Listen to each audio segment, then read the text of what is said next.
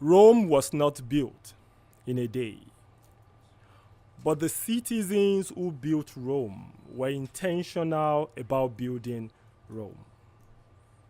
I believe in Nigeria and the promises she holds. But to build Nigeria will require a collective and deliberate effort. So from the ashes of our ruins, a phoenix may rise.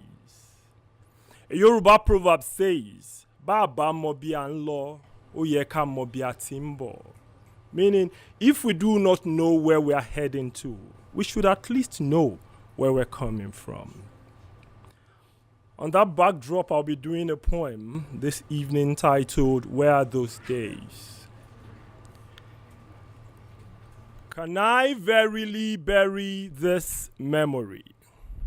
Can I ever not rule over the days of innocence? I think they are gone. Noble ways of good old days in this land, I guess, disappeared with the granite pyramids of Kano. The acid rain that withered fertile fields of brotherhood in Jos also killed compassion in the neighborhood of Lagos. Rails were built to connect cities and heart of folks who lived apart, I was told. Children who had little to eat would await travelers in Kaduna with open arms and offering of tuwo masara, which they shared to strangers from Owerri and Warri, weary and hungry on their journey to foreign lands they later called home. In search of where it all began, I groped in the darkness of days at hand. My foresight went hazy, so I stumbled on my father's broken heart. Broken by stumbling blocks of unpaid pension and bonds inflicted by compatriots who made him queue in the sun to earn the peanut called pension. My father screamed as the pain grew sharper when the politicians mentioned this paid pension as an achievement of their government. So, for my hazy vision and the inadequate attention of my generation to the state of the nation, not asking the aging generation the direction to our destination, my father gave me a punishment to write an epistle on how it all began. His opening line threw me off balance. What does not belong to a man, he said, a man should not take, except a woman in marriage. If not that option, then it is corruption. The land bled when Ovorawen was put in shackles. Heaven wept when Sarowiwa was laid to rest. Rest was his last word that sparked this unrest within me, that heroes of noble cause who have gone to rest may never rest in peace until this matter is laid to rest. My father fell asleep. Then I picked his brain. So one day I can pick my pen to write an epistle on how his generation fell asleep. The watchmen slept into coma. Then courage gave way to hypocrisy.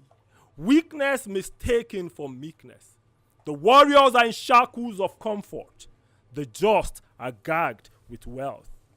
The lions shed their mane, watching chameleons take over the jungle as our conscience inches towards extinction. One day, I will write an epistle on how it all began and begin the epistle with a question. How did we get here? How did we assemble this orchestra, afflicted with musical myopia? However, did we climb this height of impunity?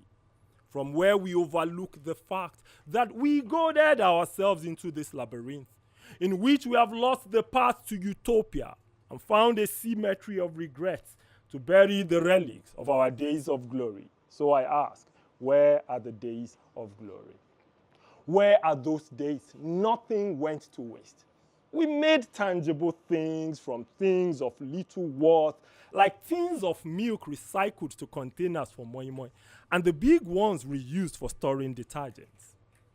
Our leftover went to the cage of rabbits beside the vegetable garden, kept green by dung from the poultry farm that assured us eggs with our daily bread. How did we arrive at this creek of emptiness, where we bleed our land for fortune, spill oil on the future, burrow the earth for wealth, bury our inspiration within. Oil may fuel cars, I know, but inspiration will fuel those who will build cars. As imitation of one generation by another will determine the exaltation of a nation or a limitation from generation to generation. And this is not a legend. Inspiration is not a legend. Like those days were real, when empty cartons were remolded into space shuttles and exotic cars that carried our children to the land of their dreams. On the shoulders of fathers who washed sweat of labor off their hands rather than blood of kindred. And mothers who needed not stay awake at night, twisting and turning figures on public ledger. Where are those days? Daughters were proud of fathers who were soldiers, and sons aspired to be soldiers. I'm afraid generals now handle cash than gun, and I've seen colonels amass wealth better than living up to their rank on the battlefield. Where are those days our national anthem was a prayer? Each verse crafted a master key that unlocked doors in days of uncertainty. Virtue flowed in our veins, love expressed in purest ways, as bars of iron could not cage our dignity. Praise be the name of the Lord. Have mercy on your people. Just before the shepherds started to hustle flock with fancy billboards and the scriptures shrank into apps on the same tabs where we watch porn, were the days our offering went straight from the heart to the hands of the needy, or the offering bowls on sacred altars, then carried further to orphans and widows and accounted for by church elders. But on this new road to salvation, I see end-time ministries where offerings are swiped from debit cards to POS on glamorous altars, wired to holy accounts, and further to offshore for the offspring of the shepherd. Worse still, lavished on private jets and building colleges the congregation cannot afford.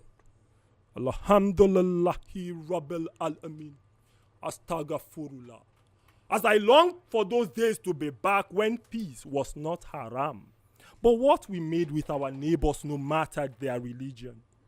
Salat was a sure path to Al-Jannah.